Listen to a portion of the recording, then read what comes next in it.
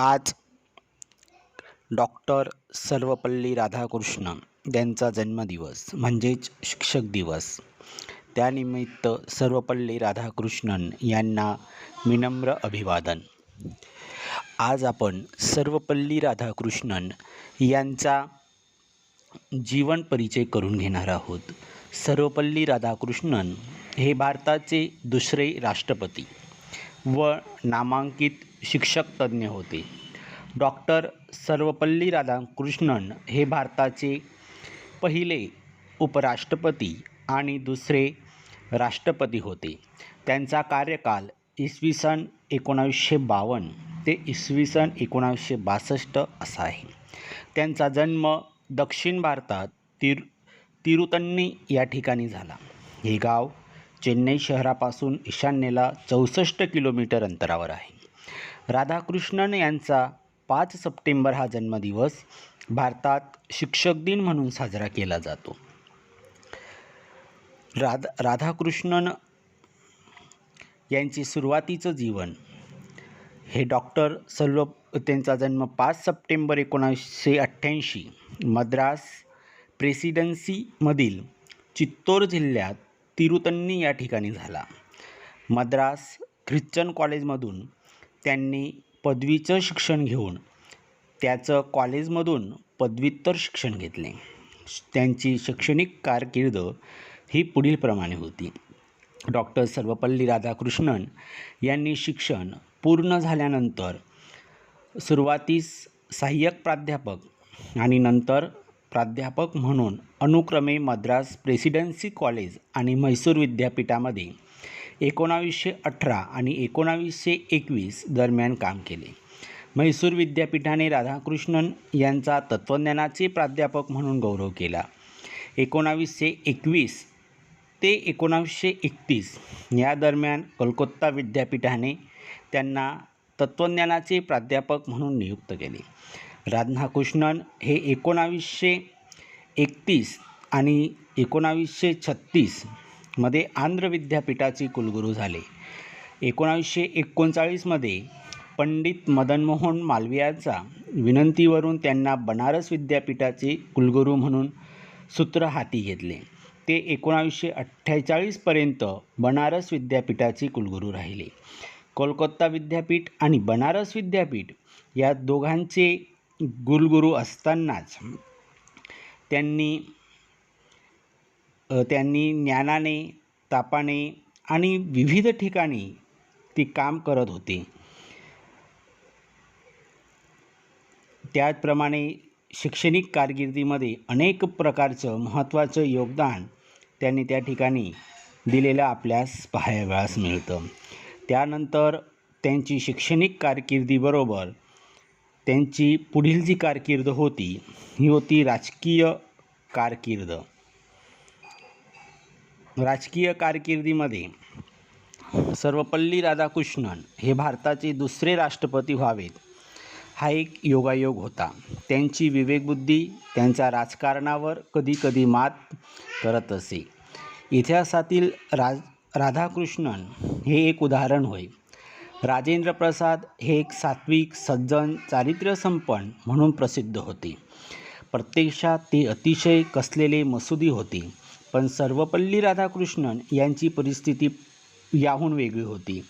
ते कोणत्याही राजकीय पक्षाशी संबंधित नव्हते. सत्याग्रह, तुरुंग या बाबी त्यांच्या जीवनात नव्हत्या. महात्मा गांधीजींशी त्यांचे संबंध होते. सर्वपल्ली राधाकृष्णन हे एक तत्त्वज्ञ म्हणून प्रसिद्ध होते. जगभर त्यांची तत्त्वज्ञान प्रसिद्ध होते. सर्वोदय आणि स्वातंत्र्योदय काळी काँग्रेस पक्षाचे नेते राधाकृष्णन यांच्याकडे गेले. त्यांना संविधान सभेचे सदस्य होण्यासाठी प्राचारण केले. त्यांना तत्त्वज्ञान मार्गदर्शनाची गरज होती. त्यांना राजकारणात रस नव्हता. संविधान सभेत येण्यापूर्वी काही वर्ष ते प्राचार्य होते. नंतर बनारस विद्यापीठाचे ते कुलगुरू होते. प्रशासन त्यांची यशस्वीपणे सांभाळत होते. पाश्चात्य जगाला भारतीय चित्तवेदाचा तात्विक परिचय करून देणारा भारतावरचा ब्रिटिश सत्ताकाळातला महत्त्वाचा विचारवंत म्हणून राधाकृष्णन यांना ओळखले जाते. भारतीय तत्त्वज्ञानाचे भाष्यकार म्हणून ते ऑक्सफर्डमध्ये नावाजले गेले. त्यांच्या कार्याची महत्त्व जाणून ऑक्सफर्ड विद्यापीठाने त्यांना त्यांच्या नावाने राधाकृष्णन मेमोरियल बिस्किट हा पुरस्कार ठेवला आहे. राधाकृष्णन यांच्या जीवनात 3 प्रमुख प्रश्न होते. पहिला प्रश्न असा की नीतिमान पण चिकित्सक, विद्योन्मुख पण अध्यात्मप्रवणन असा माणूस निर्माण कसा करता येईल, या दृष्टीने ते प्रयत्नशील असे. त्याचा शिक्षणाची काही उपयोग होऊ शकतो का, हा त्यांना पडलेला पहिला प्रश्न. दुसरा प्रश्न असा होता की प्राचीन भारतातील तत्त्वचिंतन सर्व जगाला आधुनिक भाषाशैलीत, आधुनिक पद्धतीने कसे समजावून सांगता येईल. भारतीय तत्त्वज्ञाने वैभव जगाला नेमकेपणाने कसे सांगावे, कसे पटवून द्यावे. आणि तिसरा प्रश्न होता की मानवजातीचे भवितव्य घडवण्यासाठी सांस्कृतिक संचतीचा उपयोग किती, कुणाशी. आणि याच 3 प्रश्नाच्या अनुसंधानाने ते बोलत असे, असं नरहर कुरुंदकर यांनी आपल्या याच्यामध्ये लिहिलेलं आहे. शैक्षणिक कारकीर्द आणि राजकीय कारकीर्द ही थोडीशी भिन्न जरी असली तरी शिक्षक दिवस आणि त्यांचा संबंध बराच मोठा आहे. भारतरत्न, माजी राष्ट्रपती आणि शिक्षक डॉक्टर सर्वपल्ली राधाकृष्णन यांची जयंती दरवर्षी 5 सप्टेंबर रोजी शिक्षक दिन म्हणून साजरी केली जाते. शिक्षणाबद्दल डॉक्टर राधाकृष्णन यांना अतिशय जिव्हाळा होता.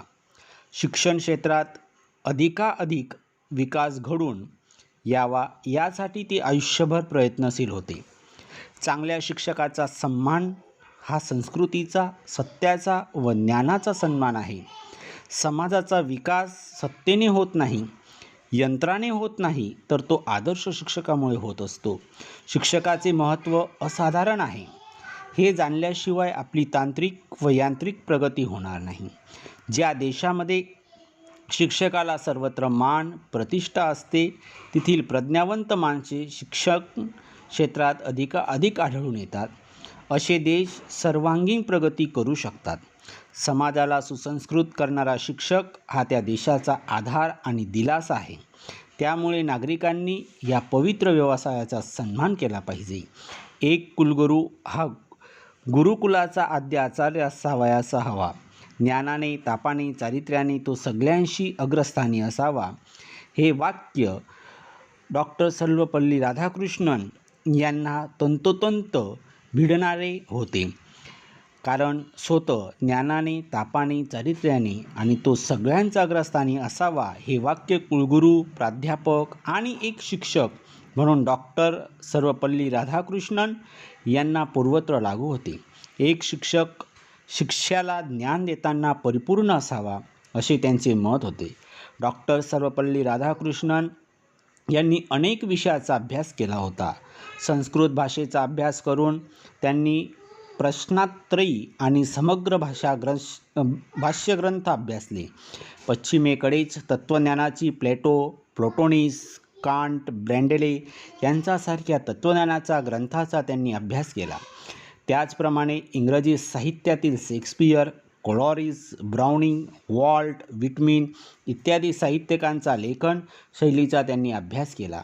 तसेच गटे, डानटे, होमर यांच्यासारख्या महाकवींची काव्यसृष्टी अनुभवली. त्यामुळे एक परिपूर्ण शिक्षक म्हणून संपूर्ण जगाने डॉक्टर सर्वपल्ली राधाकृष्णन यांचा गौरव केला. डॉक्टर सर्वपल्ली राधाकृष्णन हे स्वतः एक उत्तम शिक्षक असल्यामुळे त्या पेशातील वाटणारे प्रेम आणि त्यासाठी केलेले 40 वर्षाचे कार्य याचा सन्मान करण्यासाठी भारत सरकारने 5 सप्टेंबर हा त्यांचा जन्मदिवस शिक्षक दिन म्हणून साजरा करण्याचे जाहीर केले.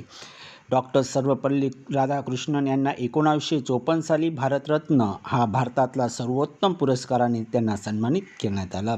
अशा महान नेत्यांना पुनश्च एकदा शिक्षक दिनानिमित्त अभिवादन. त्याचप्रमाणे